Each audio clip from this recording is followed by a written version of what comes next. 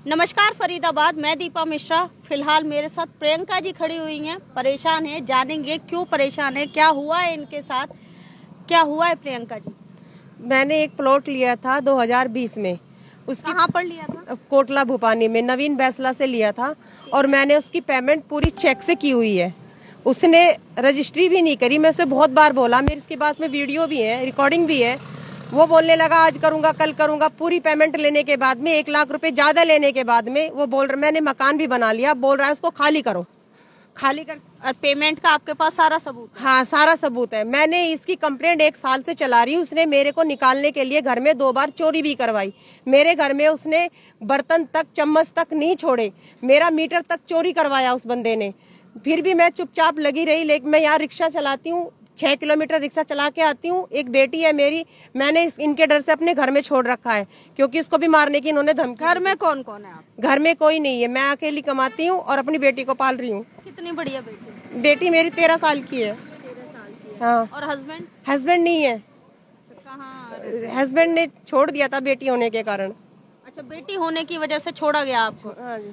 फरीदाबाद आप देख सकते हैं, ये उस महिला की कहानी है जो अकेली समाज से लड़ रही है और अपनी बेटी के लिए मेहनत करके कमा खा रही है। और आपको बता दें, ये जो रेडी है, आप रेडी देख सकते हैं, आलू पूरी रायता की जो रेडी है ये लगाती हैं और इसकी मेहनत से जो कमाई मिलती है उससे बेटी को पाल रही हैं। और सबसे बड़ी बात कि बेटी होने की वजह से इनके पति ने इन्हें छोड़ दिया था।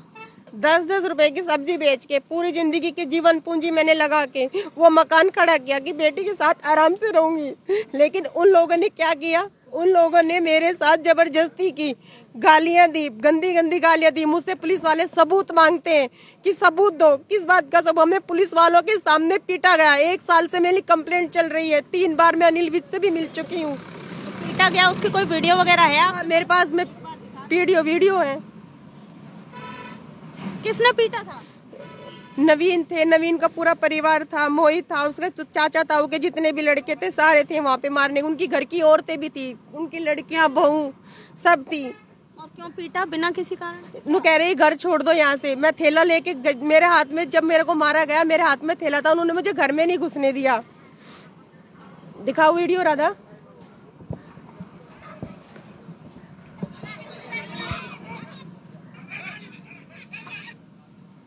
आप देख सकते हैं सरेआम पिटाई होते हुए इनके साथ। और पुलिस वालों ने भी हमारा कोई साथ नहीं दिया। पुलिस वाले भी चुपचाप, ये देखो, एक गाड़ी में बैठा रहा, बाहर नहीं निकला। ये देख सकते हो, एक वीडियो बनाता रहा और एक हाथ बांध के पीछे खड़ा रहा। 2 कर्मचारी हमारे साथ लगे रहे और नाली में घसीट घसीट के मारा। कोर्ट में भी हमारी कोई वीडियो बनाई थी, क्या नाम था उसका राधा? नीरज। एक नीरज था वहाँ पे, 2 स्टार था। उन्होंने हमारी पूरी वीडियो बनाई। उन्होंने आज तक का कोर्ट में सबमिट नहीं की। हमारी धारा 379B जो लगी थी, अब वो हटा दी।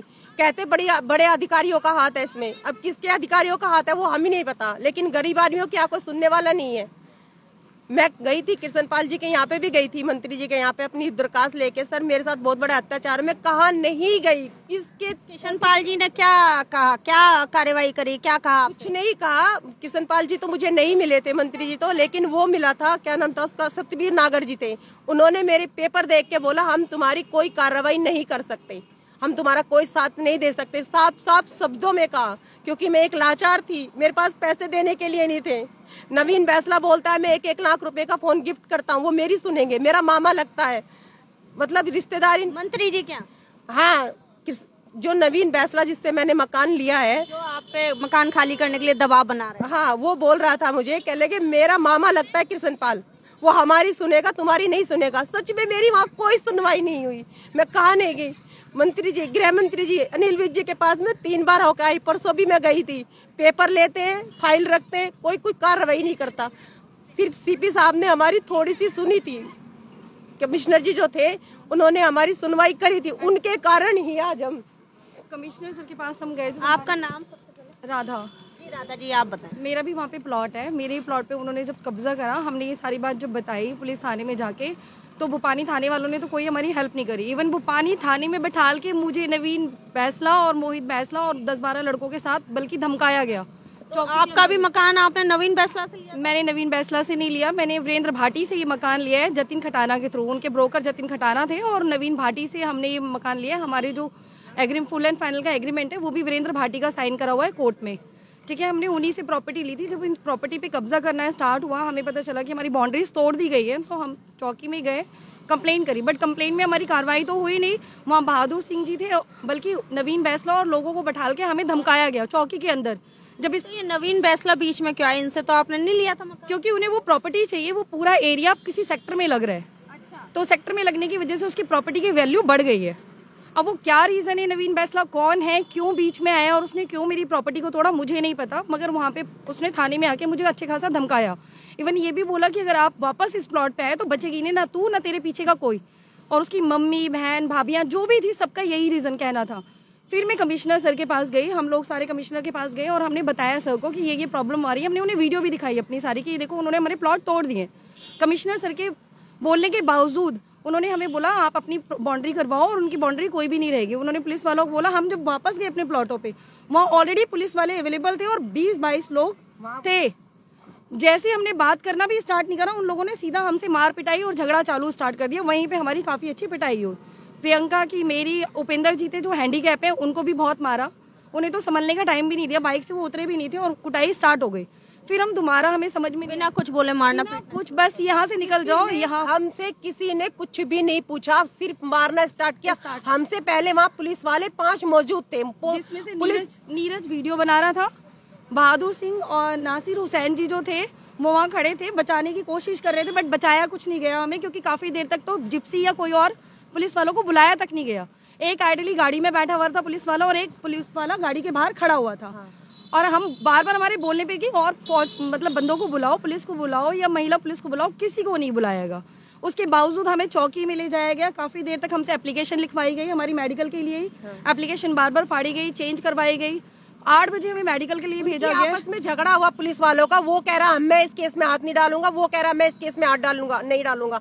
क्यों नहीं डालोगे? क्योंकि पैसे खा रखे थे नवीन से सीधा सीधा। 8 बजे हमारा मेडिकल के लिए हमें भेजा गया और 10 बजे 10:30 बजे हमें वापस भुपानी थाने में बुलाया गया। हम पिटे हुए, हम भूखे प्यासे हैं सुबह के, हम दर्द में, और हमें वापस लीगल करवाने के लिए 11:30 बजे तक चौकी में बैठाल के हराश किया गया।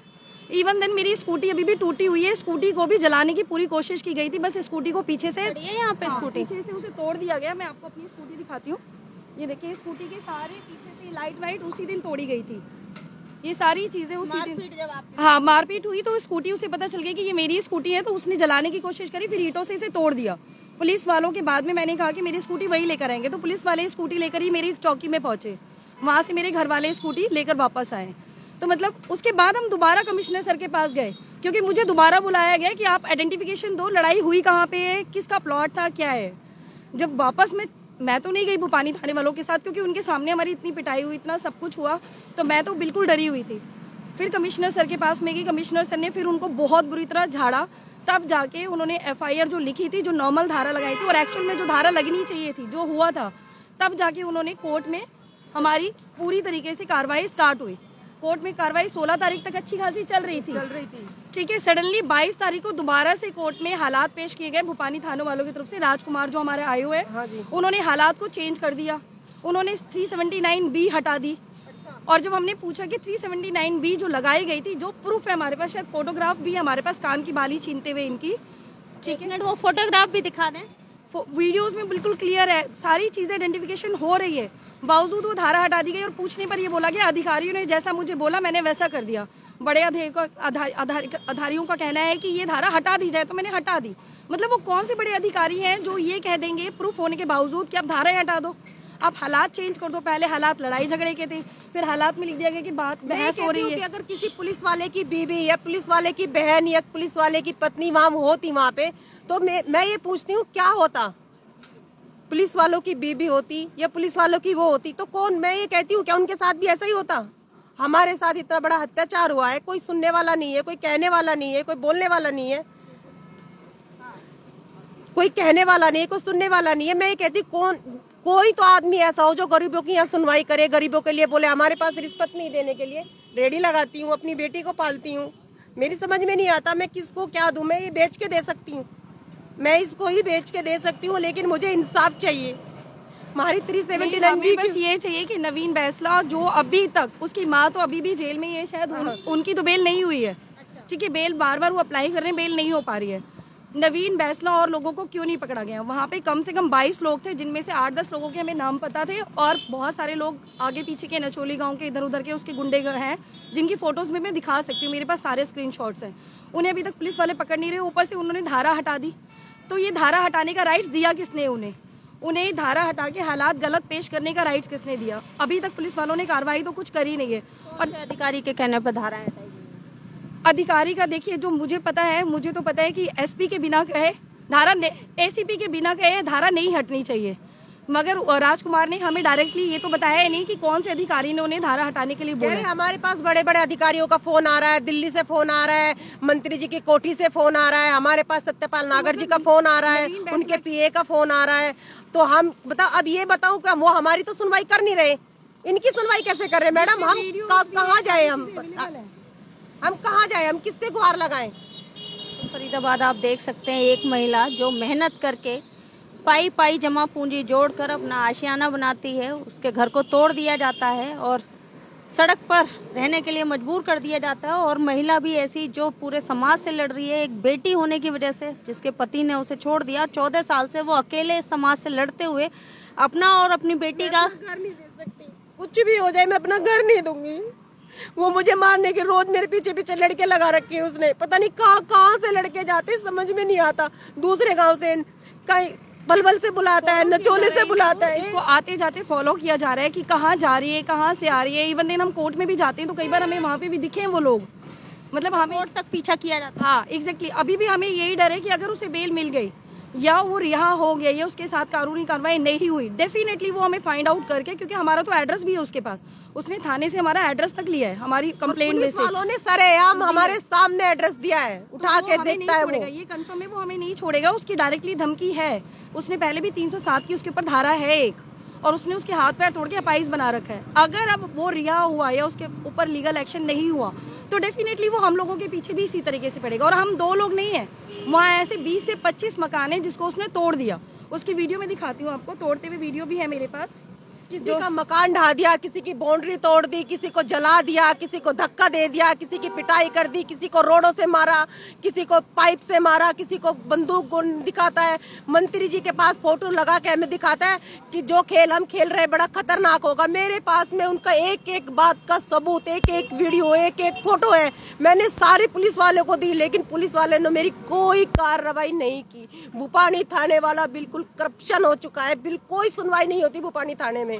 आदमी मर जाए ना, मैं ये कहती हूँ अगर उनके सामने मरा भी पड़ा रहेगा तो भी वो FIR दर्ज नहीं करेंगे, बोलेंगे हम सोचेंगे समझेंगे पहले जब करेंगे। मैं ये कहती हूँ मेरा क्या गुनाह है? मैं मेहनत कर रही हूँ, इज्जत से पाल रही हूँ, कोई गंदा काम तो कर नहीं रहे, इज्जत से बनाया मैंने, छोटा छोटा जोड़ के 10-10 रुपए की बाउंड्री तोड़ी गई है हमारी। देख सकते हैं आप फरीदाबाद, ये सारी बाउंड्री हमारी तोड़ी गई। जब हमारे पास, जब हम थाने में बैठे हुए थे तब ये बाउंड्री तोड़वाई गई थी। जब हम कंप्लेन करने गए कि वो हमारी बाउंड्रीज तोड़ रहे हैं, ये सारी बाउंड्रीज, सारे घर तोड़ दिए। और इस टाइम पे इसकी हालत जो करी है, बिल्कुल फ्लैट करके जमीन ऐसी कर दी गई है। ये देखिए, खेत जोत दिए गए हैं सारी जगह पे। और पुलिस वालों ने कहा इसको खेत, ये सारे घर थे, कर दो सारा। यहाँ पे भी कुछ चीजें तोड़ दी गई। प्रियंका का घर यहीं पे ही है। अब ये देखिए, खेती के लिए उसने ट्रैक्टर तक चला दिया, उसे फ्लैट करके ये दिखा रहा है कि वो उसके खेत है। और मुझे नहीं पता नवीन बैसला कौन है। मैंने वीरेंद्र भाटी से ये प्रॉपर्टी ली है, पूरी पेमेंट करके ली है। और मेरे साथ हम 4 लोग हैं जो हमारी कंप्लेंट चल रही है, और उसके अलावा भी वहाँ 8-10 लोग हैं। जिनके कितने में लिया था ये आपने? मैंने 10 साल पहले लिया था। ये अप्रॉक्स 50 गज का प्लॉट है मेरा, 3-3.5 लाख के आसपास लिया था। एग्जैक्ट अमाउंट मुझे नहीं पता, फुल एंड फाइनल का एग्रीमेंट मेरे पास अवेलेबल है। और मेरे साथ जो उपेंद्र जी ने, उन्होंने तो रजिस्ट्री भी करवा रखी है। उनका प्लॉट मेरे बिल्कुल साथ में एक और है मेरे साथ, जिनका 143 गज का स्क्वायर फीट का उनका भी प्लॉट है। उसके अलावा भी बहुत सारे लोग हैं, हमारा एक ग्रुप बना हुआ है जिनके प्लॉट है।